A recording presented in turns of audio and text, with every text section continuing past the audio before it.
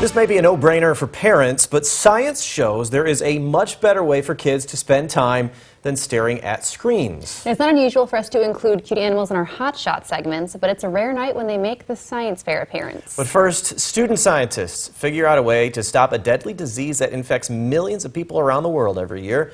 That research kicks off our Friday night science fair. While working at a research lab at UCSD, PhD student Stephanie Gomez heard about something interesting. The cool thing about the antibody was that it was originally from a human who was infected. Not only that, it defended against all 4 types of the virus. No one has created such a tool that could target all 4 types. The question was, how could you use that antibody to stop other people from getting dengue?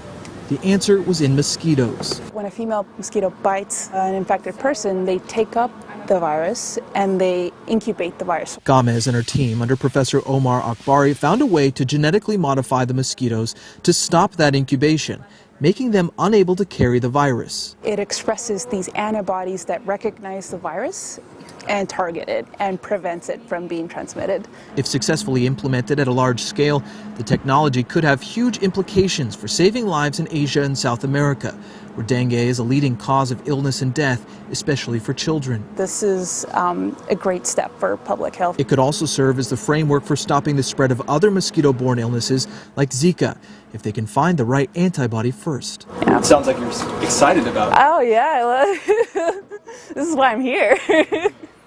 That was Matt Boone reporting. According to the CDC, about 100 million people around the world get sick from dengue infections every year, mostly in tropical locations. 22,000 die. The first spacewalk of 2020 gives a new meaning to the phrase girl power. Astronauts Jessica Meir and Christina Koch spent a few hours outside the International Space Station this week.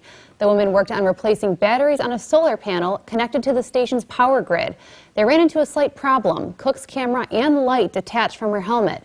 NASA advised it was okay to go on with the mission without the pieces of equipment. Meir and Koch made history this past October. They completed the first all-female spacewalk. The pair will go back outside the ISS Monday to finish the battery replacement. Cute animal alert. These are not dogs, but wolves. And new research shows even more similarities with domestic dogs, at least when they're puppies. Scientists in Sweden observed 3 litters of 8-week-old wolf pups.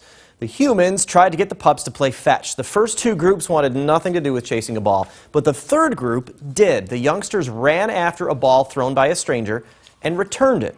Researchers say the retrieval is a clue wild wolves can pick up human social cues, and that's not necessarily limited to domestic animals. If your kid spends too much time staring at a screen, you're not alone. It actually may hinder development, though. Science shows the benefits of reading to those kids instead. We're about to see some brain scans. Now, the first is from a preschooler who a caregiver reads to often. Red areas show growth. Those sections relate to language and literacy activity. Another scan coming up is from a kid who spends around 2 hours a day looking at screens. The same areas from the first scan now turn up blue. That shows massive underdevelopment. In a study at Cincinnati's Children's Hospital, researchers gave brain power tests to kids. Children who used screens more than an hour a day had poor emerging literacy skills and less ability expressing themselves with language. Those kids who either read a lot or were read to showed the opposite results. That's good to know, especially today when there are screens everywhere for little kids. Even adults stare at their screens a little too much sometimes. Guilty.